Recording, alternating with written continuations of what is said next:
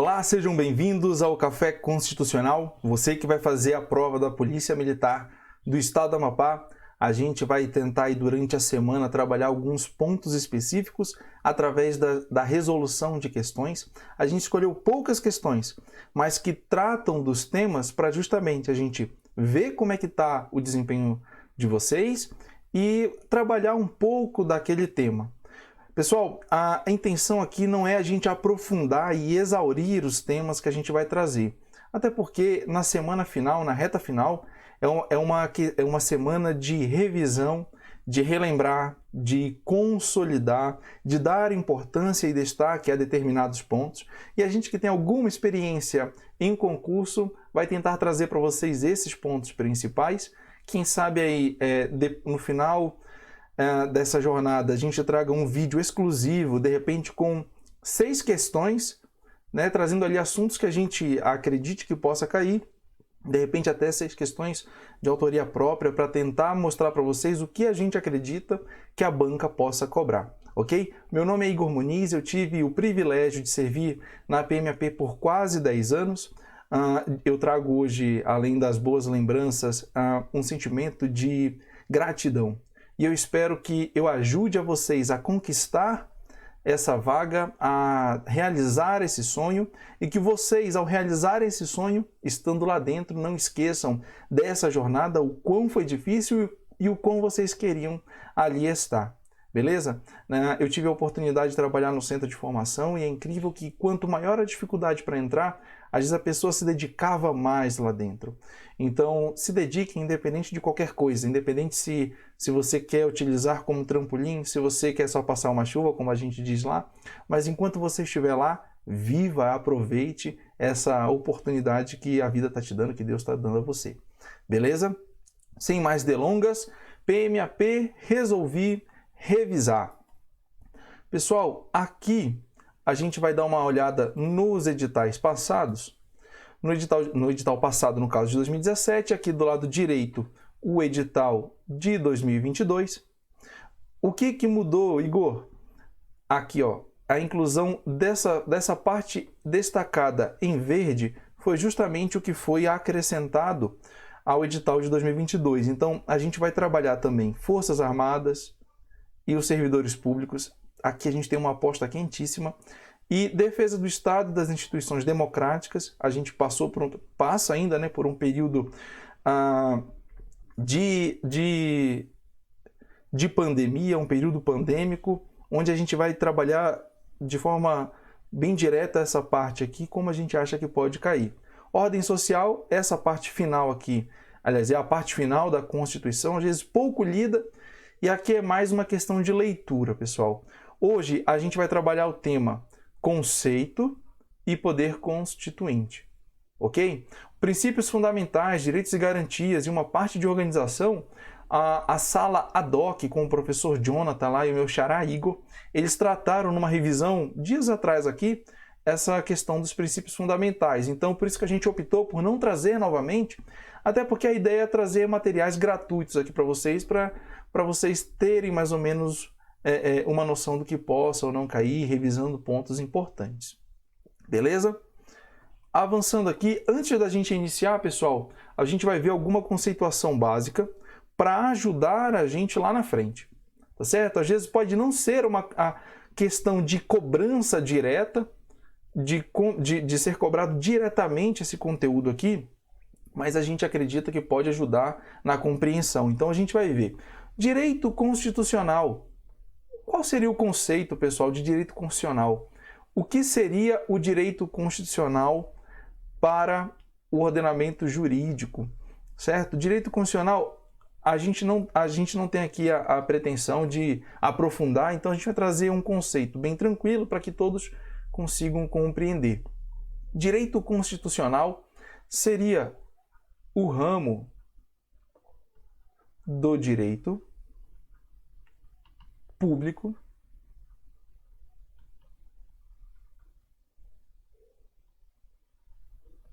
que visa estudar e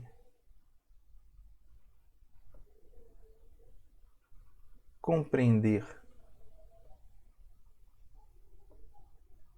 as relações jurídicas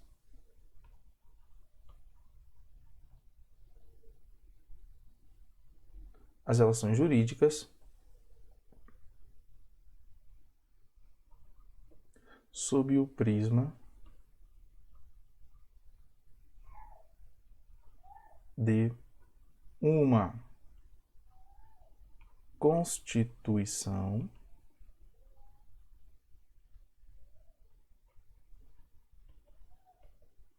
política do Estado. Que, pessoal, seria o nosso conceito de direito constitucional, um ramo do direito público. Aqui a gente vê uma divisão já arcaica, uma divisão mais acadêmica para a gente compreender. Então, o direito, ele é uno. Vou trazer vocês aqui, ó. O direito, ele é uno. No entanto, academicamente, convém às vezes fazer algumas divisões para que seja melhor estudado de forma específica aqueles temas. Então, antigamente, era dividido o direito em direito público e direito privado. O direito público trataria daquelas relações verticais, onde você tem o Estado e o indivíduo, o cidadão, certo? Diferente do direito privado, que trataria relações horizontais. É interessante, lá na parte de direitos fundamentais, a gente vê a eficácia horizontal dos direitos fundamentais, que aí já é uma evolução onde em que o Estado ele vai intervir nas relações interpartes. As relações entre os indivíduos serão reguladas também ali por um direito, digamos, do Estado. Por exemplo, Igor, me dá um exemplo dessa eficácia horizontal dos direitos fundamentais. O Código do Consumidor, por exemplo. Você tem o Código do Consumidor regulando atividades interpartes, beleza? Mas aqui, ó, voltando para o direito constitucional, ele é um direito público. Por quê? Porque ele traz normas de forma soberana.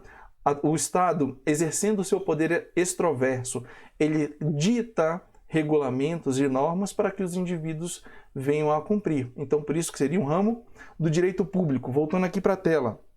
Então, um ramo do direito público que visa estudar e compreender as relações jurídicas, aí mais uma vez aquilo que a gente acabou de falar, as relações jurídicas, Estado e indivíduos, sobre o prisma de uma Constituição, aqui, ó, Constituição política do Estado, é justamente o objeto, e que não é nem objeto da Constituição, pessoal, é objeto do direito constitucional, beleza? Aqui, o objeto do direito constitucional seria a Constituição política do Estado. Por isso que nós temos a Constituição da República, que é o documento onde ele trata justamente isso, sobre a Constituição política de um Estado.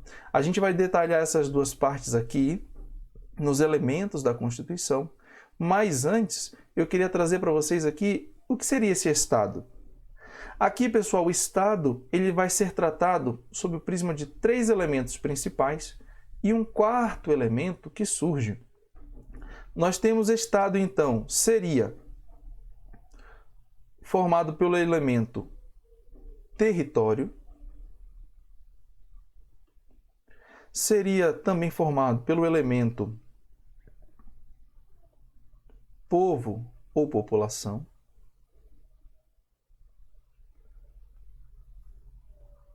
um governo soberano. Então, ó, esses são os 3 principais. O Estado seria uma organização territorial, limites territoriais, onde estariam ali presentes indivíduos, que seriam denominados povo, de uma forma mais abrangente, e população, de uma forma mais restritiva. Lembrando que aqui, população nos traria a ideia de pertencimento dessas pessoas àquela coletividade, beleza? Um governo soberano, aqui seria uma organização política dotada de soberania, ou seja, reconhecimento no plano internacional. E aqui o professor Mazzuoli, como alguns outros professores, eles trazem um quarto elemento que seria finalidade. que seria essa finalidade? Essa estrutura, ela deve ter por finalidade a servir justamente a essa população. Beleza? Só para a gente entender um pouco o que é o Estado. Então, quais seriam os elementos da Constituição? Ora, elementos limitativos. Aqui eu estou falando em limitação do poder estatal, pessoal. Estatal. A nossa Carta Magna, o nosso corpo, né, a nossa norma jurídica, denominada Constituição, ela tem por um dos seus elementos ou função limitar o poder estatal. Ora, o Estado ele não pode ter esse poder ilimitado. A Constituição serve justamente para dar os parâmetros para a atuação dos entes estatais, beleza? Elemento da Constituição sócio-ideológicos. Lá dentro do corpo da Constituição, além dos elementos limitativos, a gente vai ver elementos sócio-ideológicos. Aqui, pessoal, a gente está tratando do social. Os direitos sociais previstos na Constituição que dão a esse coletivo determinadas prerrogativas e o dever do Estado de observância a essas prerrogativas. Beleza? Elementos orgânicos. Aqui lembra que a gente fala da Constituição política? Quando a gente fala em Constituição, a gente está falando de organização. De que forma, politicamente, aquele Estado, aquele sujeito de direito, ele se organiza. Então, aqui, orgânico, elementos de organização. Então, aqui a gente vai tratar sobre competências, sobre, por exemplo, os poderes da República, beleza? Esses são elementos orgânicos. E os elementos formais de aplicabilidade. Por exemplo, o preâmbulo. O preâmbulo, como a gente vai ver jazinho aqui, o preâmbulo ele não tem força normativa. O preâmbulo ele é um elemento formal de aplicabilidade. Ele dá início, ele conta mais ou menos uma historinha do que foi a Assembleia Constituinte, como que nasceu aquela Constituição. Beleza? Alguns autores também apontam o artigo 5º através da sua aplicabilidade imediata. Aqui a gente não está falando da aplicação das normas conforme o professor José Afonso. Aqui a gente está falando de aplicabilidade imediata, ou seja, aqueles dispositivos eles devem ser observados desde logo. Beleza? Passando aqui ao que a gente acabou de falar, o preâmbulo. Aqui a palavra de ordem é não. E o ADCT, a palavra de ordem, é sim. Igor, por quê? O que seria não e o que seria sim? O preâmbulo, ele não possui força normativa. Ele é um elemento político. Ele não é um elemento jurídico, ele é um elemento político. Consequências disso, por exemplo, você não pode ingressar com uma ação direta de inconstitucionalidade para tentar tirar alguma coisa do preâmbulo, porque ali ele não é norma, ele não tem força normativa. Beleza? Diferente da ADCT. Igor, o que seria a ADCT? Seria atos das disposições constitucionais transitórias. Aqui eu tenho um elemento de transição.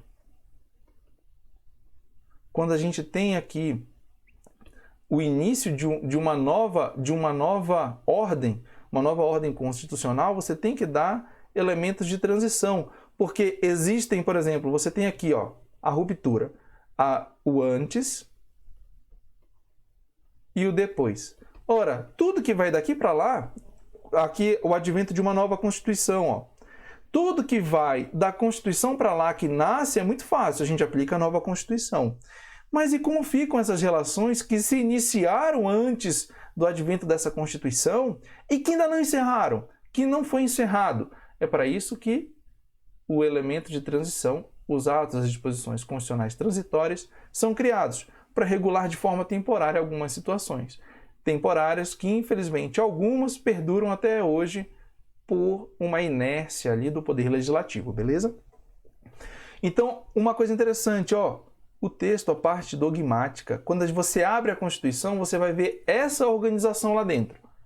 Títulos, capítulos, seções e subseções. Isso aqui, pessoal, é extremamente importante vocês terem esse conhecimento aqui. Igor, eu preciso decorar? Não, mas você precisa ter pelo menos aqui uma noção. Sabe por quê, pessoal? Ó, vou tentar mostrar aqui para vocês. Deixa eu tentar abrir aqui a Constituição. Ó, o preâmbulo, nós temos aqui o preâmbulo. Olha aqui, ó, título 1 dos princípios fundamentais. Aí o teu examinador vai perguntar assim, ó, são princípios fundamentais da República. Aí ele coloca 3 fundamentos, te dá aqui, ó, fundamentos, te dá soberania e cidadania, e coloca, por exemplo, um princípio que rege as relações internacionais, coloca independência nacional. Aí você fala assim, poxa, não, calma lá. Soberania e cidadania, eu sei que são fundamentos, mas esse daqui o examinador quer fazer uma pegadinha, porque eu sei que é um princípio que rege as relações internacionais. Só que você não observou e não se atentou que ele perguntou princípios fundamentais. Ele apontou que seriam princípios fundamentais. O título 1, pessoal, vai do artigo 1º até o artigo 4º. Tudo isso aqui são princípios fundamentais. Tudo isso aqui são princípios fundamentais, onde você tem os fundamentos, onde você tem os objetivos, a separação dos poderes e os princípios que regem as relações internacionais. Outra importância da gente conseguir distinguir isso daqui, ó, título 2, dos direitos e garantias fundamentais. A gente vai ver logo mais que existem as cláusulas pétreas. Eu vou explicar direitinho daqui a pouco, mas as cláusulas pétreas, já dando um spoiler aqui, ela trata sobre os direitos. Aqui, ó, o título dos direitos e deveres individuais e coletivos. Aqui o artigo 5º vai tratar todos são iguais perante a lei, sem distinção, tarará, tarará, tarará. Esses aqui, pessoal, são direitos individuais e coletivos. Aqui, ó, o artigo 5º, ele trata dos direitos individuais e coletivos. Aqui eu tenho a cláusula pétrea, direito individual. Os direitos e deveres individuais e coletivos, eles são a cláusula pétrea. Agora olha o artigo 6º. A gente passa todo o artigo 5º, vem aqui no artigo 6º, opa, é dos direitos sociais. Então o artigo 6º, ele já não é mais cláusula pétrea. Certo? Então a gente tem que tomar cuidado, porque ele pode te pegar lá um conceito do artigo 6º, trazer como direito individual e te dizer que a cláusula pétrea está errado. Porque ele é uma garantia fundamental, mas ele não é um dever individual. Beleza? Então, aqui só para a gente tratar um pouco dessa importância de conhecer a estrutura da Constituição. Então, títulos, capítulos, seções e subseções, beleza? Já iniciando aqui, temos aqui a questão, mas antes disso, pessoal, qual a nossa intenção aqui? Não é exaurir o tema, é trazer aqui algumas explicações fundamentais para quem está já num nível um pouco mais avançado e para quem ainda tem dificuldade no tema, para ajudar ambos, ok? Então, o que a gente vai fazer? Tem a questão, você pausa o vídeo agora, tenta resolver essa questão e logo na sequência eu dou a resposta e a gente vai trabalhar item por item. Entender o porquê está errado, trazer alguns conceitos, entender por que o item tal está certo, beleza? Então vamos lá. Voltando aqui para a tela, vocês vão fazer a pausa aí, tentar resolver, depois que resolveu, soltem o vídeo e a gente vai agora para a resposta. Trazendo aqui, pessoal, como resposta, só um momentinho. Trazendo aqui como resposta a letra C.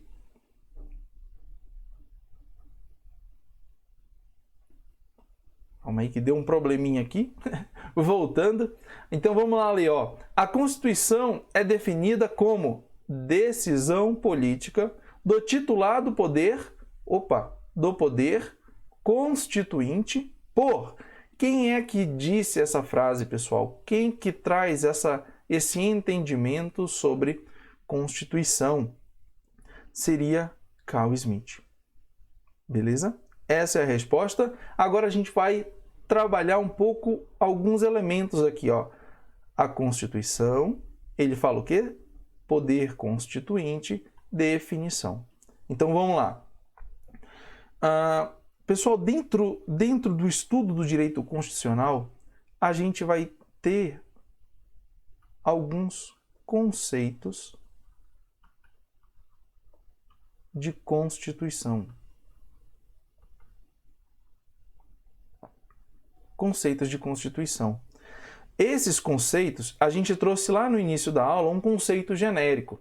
Esses conceitos que a gente vai ver aqui agora são conceitos que buscam uma inter-relação entre as áreas. Principalmente a filosofia, a sociologia, a política, certo? No sentido de conceitos nessa inter-relação entre áreas. Então, dentro desses conceitos de Constituição, a gente tem alguns pensadores. Eu vou trazer aqui os 3 principais pensadores, dentre eles o Carl Schmitt, para a gente tentar entender um pouquinho. Então, ó, na visão sociológica,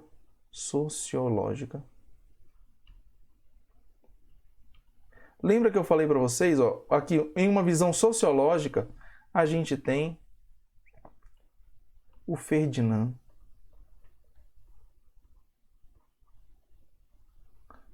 Lassalle. Ferdinand Lassalle. O Ferdinand Lassalle, ele vai trazer um entendimento do que é Constituição através de uma perspectiva sociológica, em que ele vai dizer que Constituição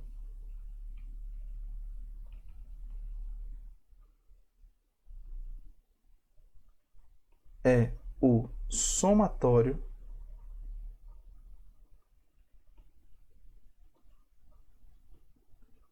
das forças reais de poder. Vejam, para Ferdinand Lassalle, Constituição seria o somatório das forças reais de poder. O que ele quer dizer com isso? Que independente do que esteja dentro da Constituição, dentro daquele compêndio ali jurídico, essas disposições, trazer aqui vocês aqui, essas disposições, elas têm que ter uma validade diante da sociedade. Então você pega todos os centros de poder, faz o somatório disso para que essa Constituição, essa norma, ela tenha uma validade no seio da Constituição. Por isso que ele fala sobre o somatório das forças reais de poder, trazendo o que ele conceitua aqui como Constituição, folha de papel. Porque ele diz que, se não houver representatividade dessa Constituição no corpo da sociedade, a Constituição não vai passar de uma mera folha de papel. Beleza? Então, avançando, a gente tem aqui Constituição sob o prisma político. Ok? Quem que traz essa definição? É o próprio Carl. Vamos lá aqui. Carl Schmitt.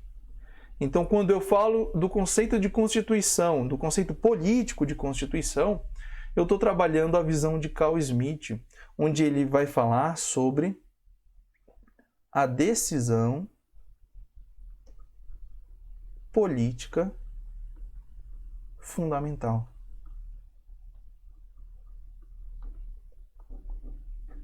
Do ponto de vista político, Carl Schmitt entende a Constituição como uma decisão política fundamental. Para o Carl Schmitt, há uma diferença gritante entre Constituição e normas constitucionais, leis constitucionais.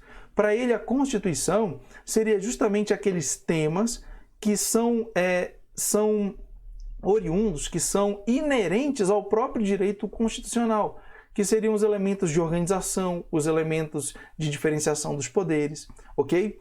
Já tudo aquilo que esteja na Constituição, mas que não seja da essência do direito constitucional, não seria Constituição, seriam leis constitucionais. Beleza? Fazendo essa diferenciação aqui, decisão política fundamental. Então, é aquilo que é fundamental para a gente entender aquele conceito lá do início, a Constituição política. Ok? Voltando aqui, a gente tem o conceito jurídico. O conceito jurídico trazido pelo nosso conhecido Hans Kelsen. Opa, aqui é um N, pessoal. Por Hans Kelsen. Hans Kelsen, ele tem uma visão limitada, uma visão jurídica. Ele diz que Constituição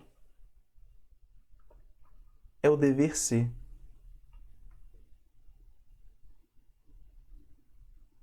Ele não vai tratar aqui de relação sociológica, se tem ou não. Ele compreende que Constituição é puramente a norma, que a norma ela não precisa dessa interação, que a norma ela é norma e ela tem a sua validade em si mesmo. Por isso que quando ele traz a Constituição, quando ele traz ali a pirâmide, a famosa pirâmide de Kelsen, onde ele vai colocar aqui a Constituição, as normas supralegais, as normas legais e os atos secundários, primários e secundários, você vai perguntar assim, ora, onde que um ato primário ele busca validade? Na norma superior. E onde que a norma superior busca? Na norma superior. E assim vai até chegarmos na Constituição. E a Constituição buscaria validade, então, onde? Se ela é o ápice, é o topo. Ora, a Constituição, ela busca validade nela mesma. Esse é o entendimento jurídico de Hans Kelsen. A norma, ela busca validade, a norma superior, a Constituição, ela busca validade nela mesma. É uma visão estritamente jurídica. Por isso que ele é o pai do positivismo. Beleza? Igor, e esses dois outros caras aqui, ó, a gente viu a ideia de Ferdinand Lassalle, de Carl Schmitt e de Hans Kelsen. Mas e esse cara aqui, Lowenstein e o von Illering? Qual seria a ideia desses caras aqui, ó? Trazendo aqui essa questão aqui foi retirada da Defensoria Pública de Santa Catarina, então já é um pouco mais aprofundado. Eu vou trazer uma noção aqui para vocês básica, mas basicamente, pessoal, são essas três conceituações aqui que a gente precisa entender. A sociológica, a política, de Carl Schmitt, e a jurídica. Ok? Mas vamos lá ver rapidamente aqui o que o Lowenstein falava. Ora, para ele, vou colocar aqui.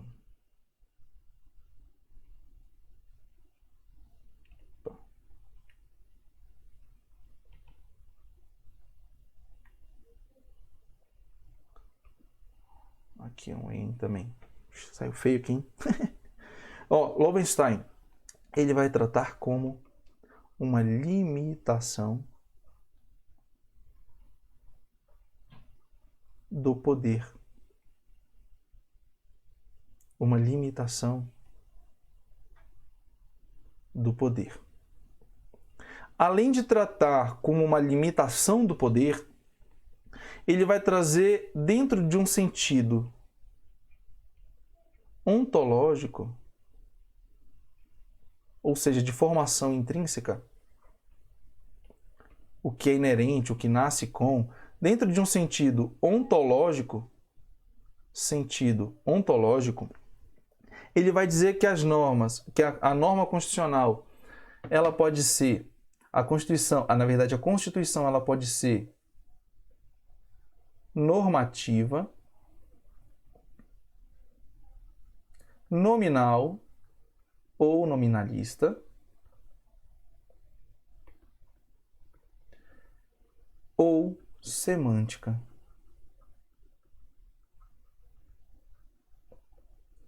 Esse aqui seriam os sentidos para Lowenstein. O que seria uma Constituição normativa?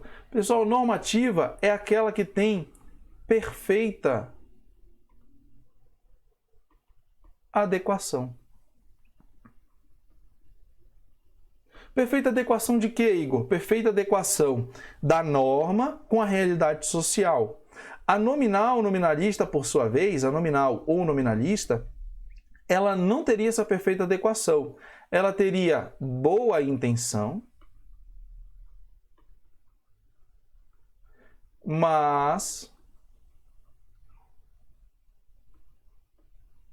seria apenas para validar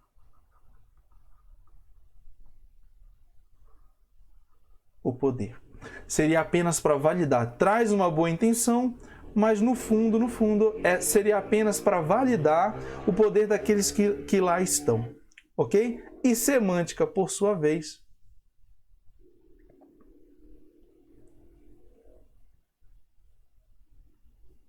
não correspondência.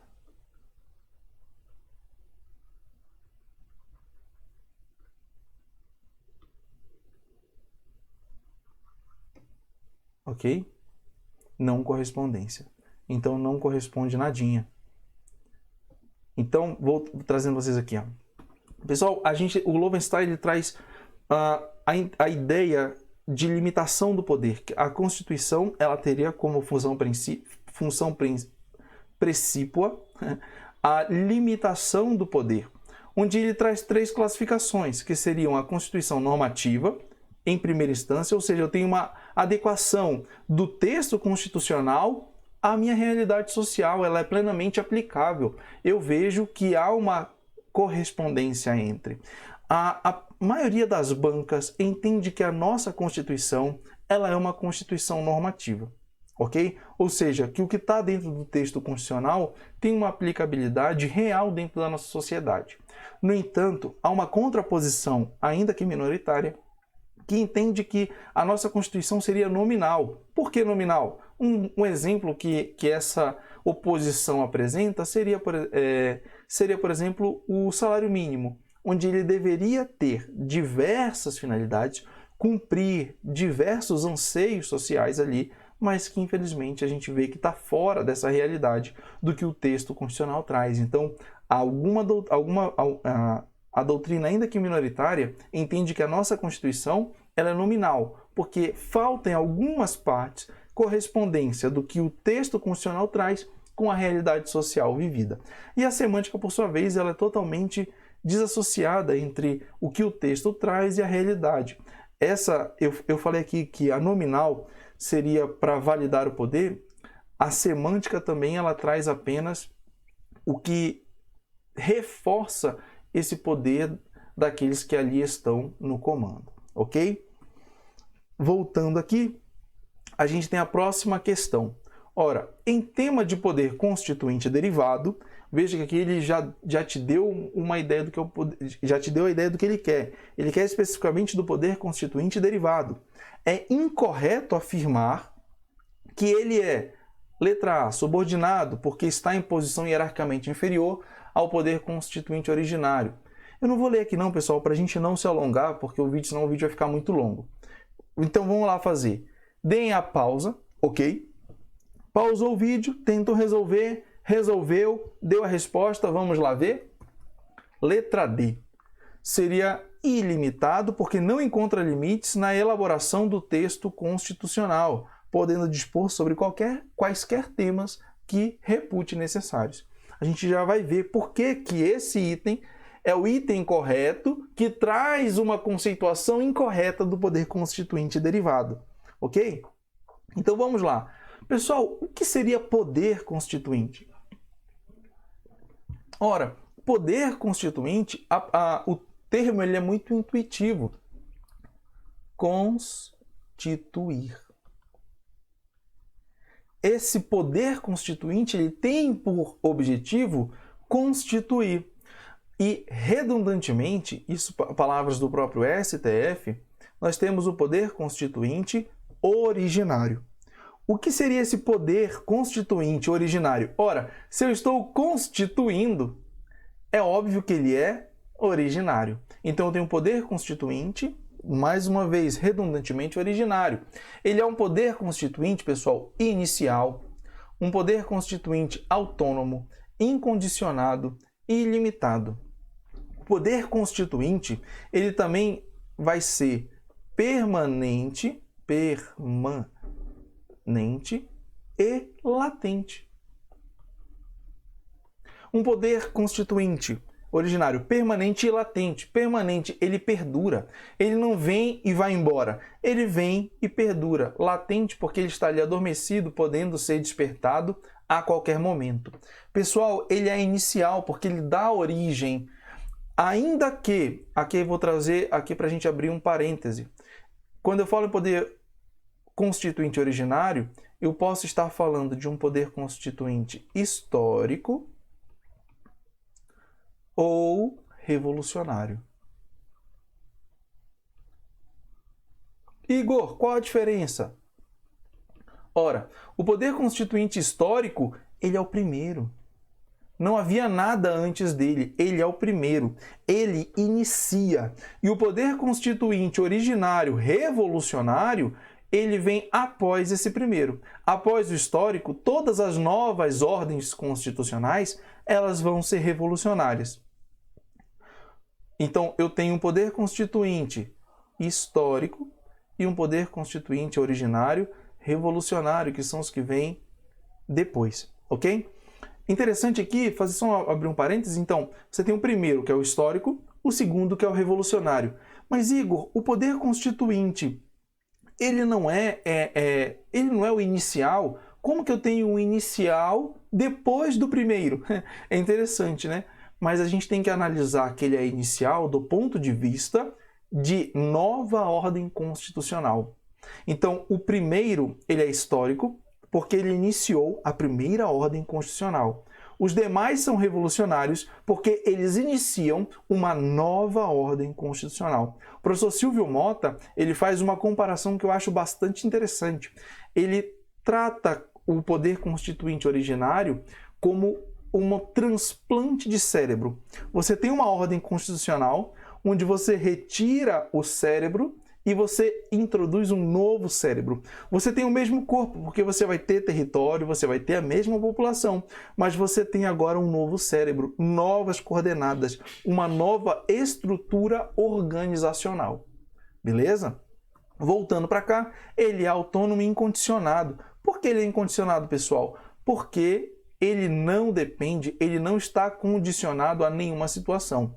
A Assembleia Constituinte formada, que vai trazer essa nova ordem constitucional, ela não vê o que? Limites. Ela é ilimitada. Pessoal, aqui a gente vai abrir um parêntese bem rapidinho e tomar muito cuidado. Ilimitado do ponto de vista de estar vinculado. Mas aqui entende-se que é vedado o retrocesso. O princípio da vedação ao retrocesso. Ora, eu não preciso observar quórum, eu não preciso observar... a gente vai ver daqui a pouco os elementos que limitam a atuação do poder reformador, mas eu não estou vinculado a nenhuma daquelas situações. Nada que essa nova Constituição, que a antiga Constituição traga como limite, ela vai ser aplicada na confecção dessa nova ordem constitucional. No entanto, a vedação ao retrocesso diz respeito aos ganhos de direitos fundamentais. Lá em nos direitos humanos, vocês vão trabalhar de forma um pouco mais aprofundada essa temática aqui. Fundamentais. Ok? A nova ordem ela é ilimitada até certo ponto, é interessante, né?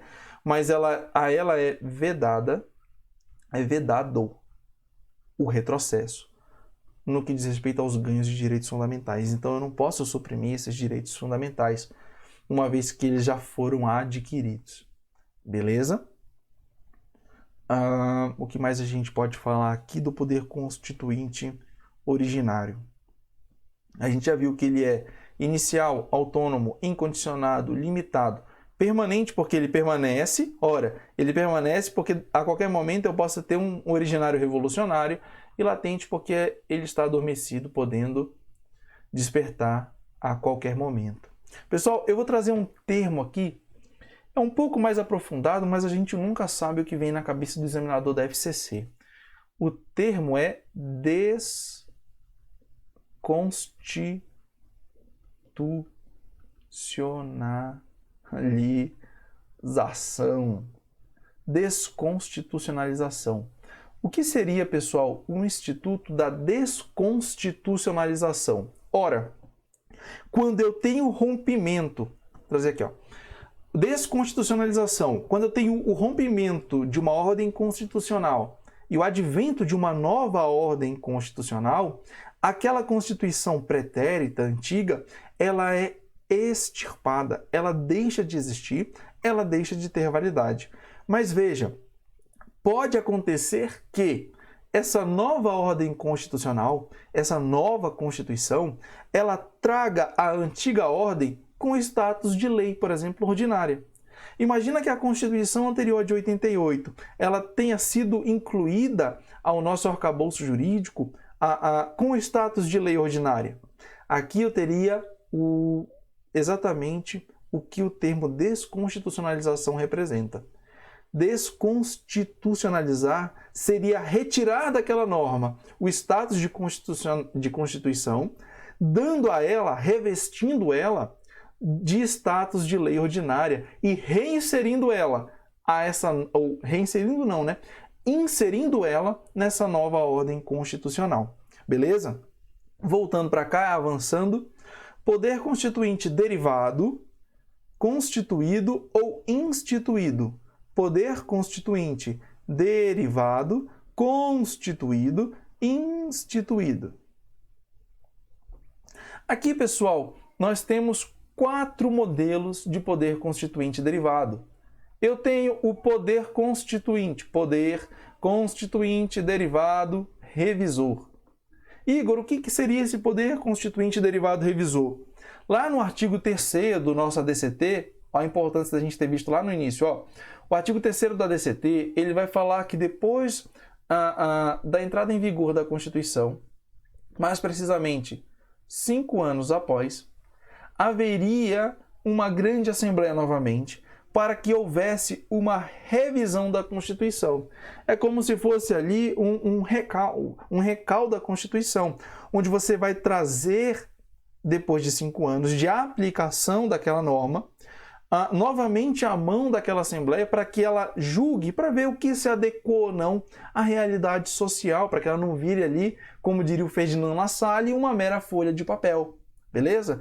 Então, qual a diferença? A gente vai ver daqui a pouco o reformador. Qual a principal diferença do reformador para o revisor? É o critério de temporalidade, o critério de excepcionalidade, porque aqui foi uma vez e acabou, ok? E também de uma facilidade, digamos assim. Facilidade no processo. Ora, o processo de modificação aqui no revisor, ele é facilitado, diferente do reformador, que a gente vai ver que tem uma característica um pouco diferente em relação ao poder legiferante ali do poder legislativo em relação aos atos ordinários. Beleza? Pessoal, poder constituinte derivado reformador. Pessoal, frisando aqui, ó, poder constituinte Derivado é o gênero do qual nós temos essas espécies aqui, ok? Então vamos lá. Poder constituinte, derivado, reformador. Aqui, pessoal, o poder constituinte, derivado, reformador, ele está previsto lá no artigo 60, incisos 1 a 3 da CR de 88. O que seria esse poder constituinte, derivado, reformador? Não, perdão, eu coloquei aqui, mas isso daqui é quem pode iniciar. Certo? É quem pode iniciar o processo de emenda constitucional. Mas não deixa de ter vinculação também. O poder constituinte derivado reformador, ele seria aquele poder de você emendar a Constituição. Ele seria derivado porque ele depende do poder constituinte originário, e aqui eu estou tratando exatamente das emendas constitucionais. O poder constituinte derivado reformador nada mais é do que as emendas constitucionais. São as emendas constitucionais. E quem pode propor? Agora sim, ó, o artigo 60, incisos de 1 a 3, vem trazer quem pode propor. Quem pode propor essa emenda constitucional? Isso aqui a gente vai ver mais detalhado quando a gente for ver processo legislativo lá em Poder Legislativo. Eu quero trazer isso aqui novamente para vocês. Mas aqui já adiantando, o presidente da República, mínimo um terço da Câmara dos Deputados, um terço do Senado Federal ou mais da metade das assembleias legislativas. Sendo que em cada uma delas a gente vai ter que ter maioria relativa. Pessoal, muito cuidado aqui. Muito cuidado aqui. Vou trazer aqui vocês. Quando eu falo do artigo 60, do inciso 1 ao 3, que seriam justamente essas figuras que podem propor a emenda constitucional, veja, eu não estou falando do processo de aprovação de uma emenda constitucional. Aqui eu estou falando do processo de propositura da emenda constitucional. Quem pode propor uma emenda constitucional? Por isso que os quórums são diferentes. Lá na aprovação, eu vou ter 3/5, aqui eu tenho 1/3, mas é para propor uma ação, para propor uma emenda constitucional, para propor a efetivação do poder constituinte derivado reformador. Beleza? Então, por isso que eu tenho aqui, ó, somente o presidente, 1/3 da Câmara, 1/3 do Senado, ou mais da metade das assembleias, e aqui muito importante, desde que elas tenham sido ali aprovadas por maioria relativa. Ok? O que seria o poder constituinte derivado decorrente, Igor? Aqui, pessoal, nós temos um sistema de terceiro grau, onde eu tenho a União, os estados, /DF, /municípios. Aqui, pessoal, são os entes federativos. Quando eu falo em federação, eu tenho entes federativos, são esses entes federativos aqui.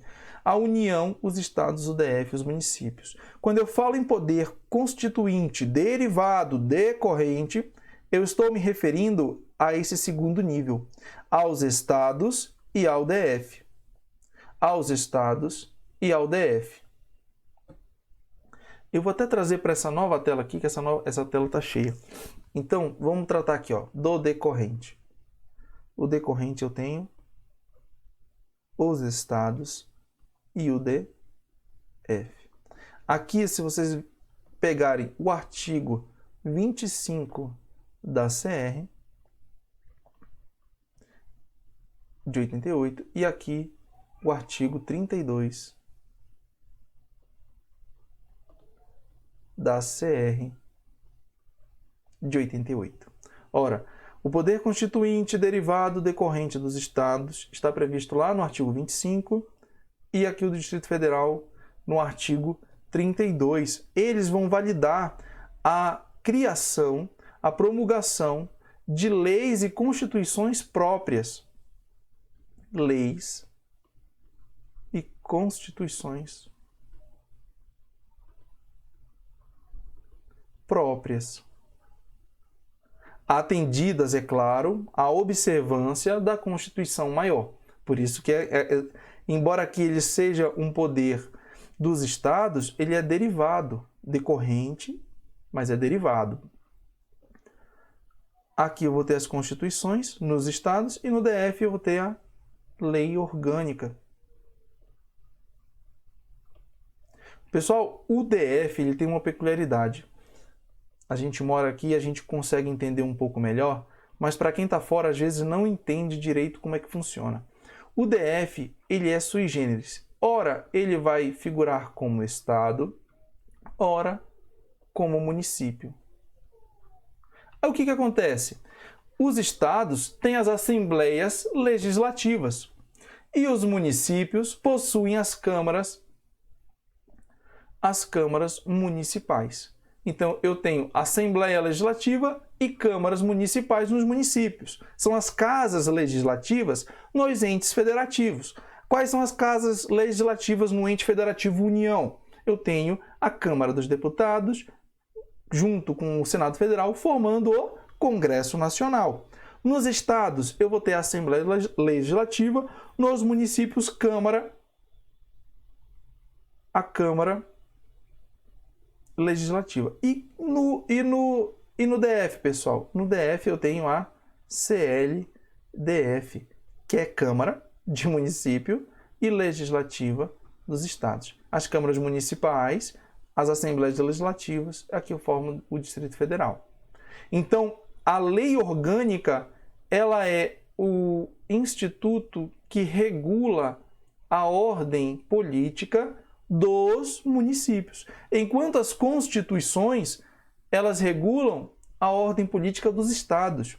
Então, o DF, ele, embora tenha uma lei orgânica que seria municipal, ela tem a formalmente, ela é uma lei orgânica aqui no DF. Formalmente no DF nós não temos Constituição, temos uma lei orgânica, mas o conteúdo dela, a matéria dela é de Constituição estadual. Então, a lei orgânica, ela também é derivada do poder constituinte derivado decorrente. Vou trazer vocês aqui. Então, só para a gente explicar e fixar melhor. O DF, pessoal, ele é sui generis. Ora ele é estado, ora ele é município. Então, eu trouxe aqui para vocês entenderem que aqui nós temos a Câmara Legislativa do DF, que seria uma mistura de Assembleia Legislativa com Câmara Municipal. Nós temos o Câmara de Câmara Municipal e o Legislativo de Assembleia Legislativa, Câmara Legislativa. Dentro do cenário estadual, nós temos as constituições previstas no artigo 25 da Constituição. E no DF nós temos uma lei orgânica. O que o examinador pode trazer ali de forma maliciosa para vocês? Ora, que o DF ele possui lei orgânica, por isso que a sua norma de organização política, ela não é decorrente do poder constituinte derivado decorrente. Veja, ela não é decorrente do poder constituinte derivado decorrente. Ora, é uma mentira, pessoal, é uma falácia do examinador, porque o STF ele já disse, ora, embora tenha a casca de lei orgânica, embora a lei orgânica do DF ela tenha casca, formalmente ela seja uma lei orgânica, ela tem conteúdo, força, ela é internamente, materialmente, uma Constituição estadual. Então ela se equipara ali à Constituição estadual, por conseguinte, ela tem relação direta, vínculo direto, ela nasce, tem o seu bebedouro no poder constituinte derivado reformador. Beleza? E aqui, pessoal, eu tenho o poder constituinte derivado difuso. Quando eu falo em poder constituinte derivado difuso, eu vou trazer uma palavrinha para vocês aqui, ó, hermenêutica. Aqui, pessoal, hermenêutica, eu estou falando de hermenêutica, eu estou falando de interpretação. Vejam, não há mudança direta na Constituição. Eu não tenho uma mudança direta na Constituição, no texto constitucional, mas eu tenho uma mudança de entendimento sobre o que representa aquele texto constitucional. Geralmente em palavras plurissignificativas. O que seria isso, Igor? Uma palavra que tem mais de um conceito. Quer ver um exemplo? Quando a gente fala que a casa ela é asilo inviolável, ao pé da letra, casa é o que para vocês? Casa é apartamento? Casa é escritório de advocacia? Vejam que aqui já não mais, o legislador ele restringiu, mas ele deu um termo plurissignificativo em que em uma interpretação jurídica, geralmente dos tribunais superiores, a gente amplia esse entendimento do que é aquele termo. Da mesma forma que a gente pode que o Poder Judiciário, né, que ali o Supremo, ele pode ampliar o entendimento de um termo, ele pode restringir o entendimento do termo ou até mudar o entendimento do que é aquele termo. Então, o poder constituinte derivado difuso é justamente a interpretação, as mudanças interpretativas do texto constitucional. Beleza? Passando aqui para a gente finalizar, para não ficar tão grande aqui o nosso encontro. Mais uma vez, pausou, resolveu, vamos para a resposta. Aqui, ó. A Constituição Federal traz espécies de limitações ao poder de sua reforma, que são conhecidas pela doutrina como limitações expressas e limitações implícitas. A respeito das limitações expressas, essas se subdividem em... Ora, pessoal, resposta: circunstanciais, materiais e formais. Essas são as limitações expressas trazidas: circunstanciais, materiais e formais. A gente vai ver aqui mais uma questão para a gente ver os assuntos trazidos ali. Ó, no tocante às cláusulas pétreas, conforme disposição expressa da Constituição Federal, não será objeto de deliberação a proposta de emenda constitucional tendente a abolir letra A, letra B, C, D ou E. Respondeu. Vamos lá para a resposta. Letra A, separação dos poderes. Beleza? Vamos tentar explicar aqui agora, pessoal, do poder constituinte derivado reformador. A gente está falando justamente de quem? Das emendas constitucionais, ok? Nós estamos falando do poder constituinte derivado reformador, das emendas constitucionais, e aqui ela possui, diferentemente do poder constituinte originário, algumas limitações. Qual essas limitações referentes ao poder de reformar? São elas formais ou procedimentais? Aqui eu estou falando em relação à facilidade de mudança, ok? Uma emenda constitucional, ela tem um procedimento muito mais complexo e dificultoso do que uma lei ordinária, por exemplo. Certo? Então, quais seriam essas limitações formais? Ora, na emenda constitucional, eu tenho que ter a aprovação em 2 turnos, nas 2 casas, por um quórum qualificado de 3/5 dos votos. Então, é um procedimento mais dificultoso, por isso que a nossa Constituição ela é classificada como rígida, justamente porque ela tem uma dificuldade maior para mudar o texto proposto pelo legislador constitucional originário. Aqui nas limitações circunstanciais, em quais circunstâncias a Constituição ela não pode ser emendada? O estado de defesa, no estado de sítio e na intervenção federal. Quando a União intervier em algum órgão, ou em algum ente federado, em algum estado, a Constituição ela não poderá sofrer emendas constitucionais. Beleza? É interessante até deixa eu trazer vocês aqui. O Michel Temer, o ex-presidente Michel Temer, quando ele assume, ele tinha em suas mãos que verificar a situação da reforma previdenciária, certo? E naquele momento, houve a primeira intervenção ali da União, do Estado, a intervenção federal no Estado do Rio de Janeiro. E naquele momento, a Constituição ela não podia ser emendada. Se foi proposital ou não, aí não compete a gente aqui apontar isso. Cumpre salientar que o Michel Temer ele é constitucionalista, provavelmente ele saiba disso, e naquele momento ficou impossibilitado de ocorrer a reforma, ok? Justamente porque essa reforma ela vem através de emenda constitucional e não pode. Beleza? Então aqui nós temos as emendas, a impossibilidade de emenda constitucional por questões circunstanciais, as circunstâncias do momento. Certo? Para falar das materiais, o que seriam as limitações materiais? Materiais, eu estou me referindo à matéria. Algumas matérias elas estão impedidas de sofrer algumas modificações.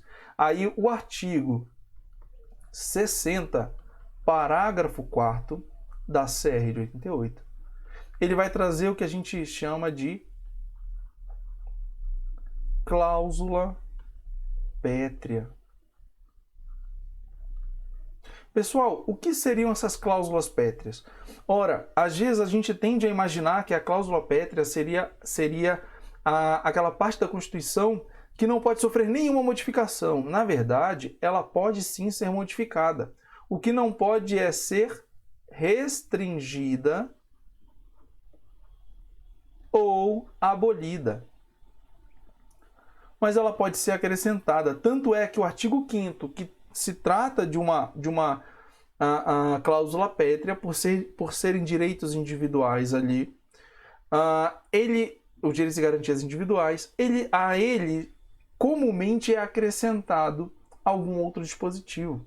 Veja, acrescentado. Agora não pode restringir nem abolir.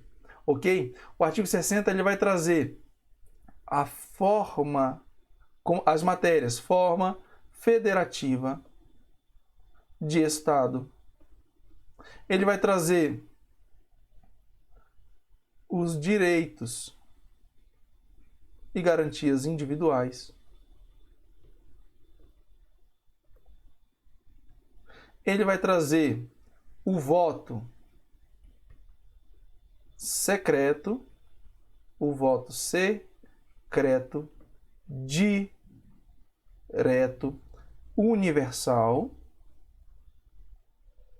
e periódico.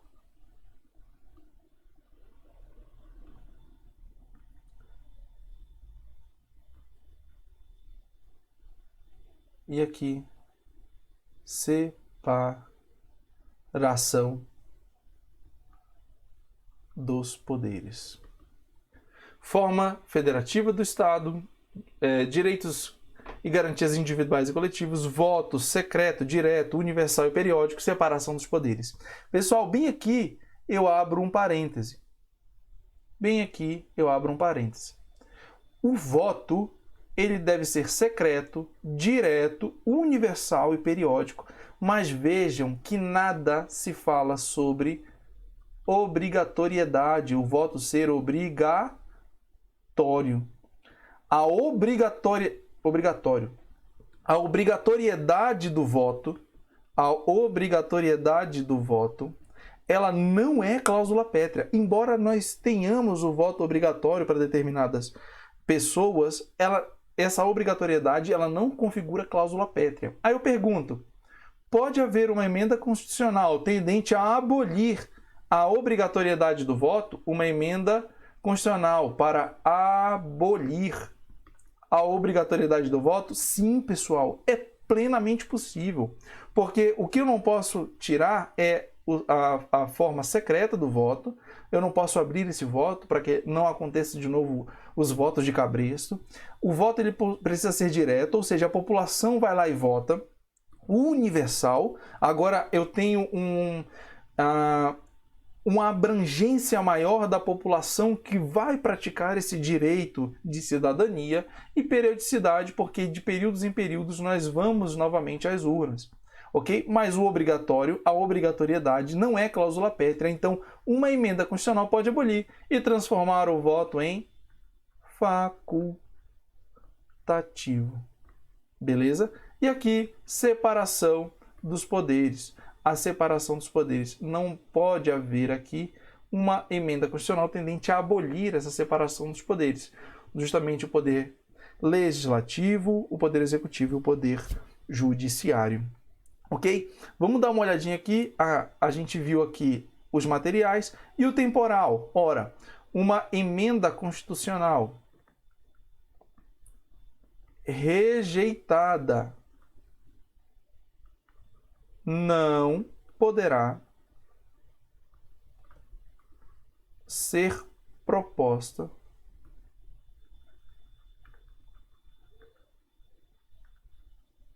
na mesma sessão legislativa. Vejam, pessoal, o que seria essa sessão legislativa?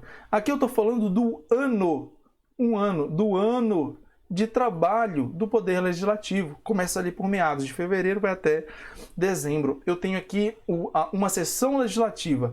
Cuidado, pessoal, isso aqui é diferente de legislatura. A legislatura é um compêndio dos 4 anos.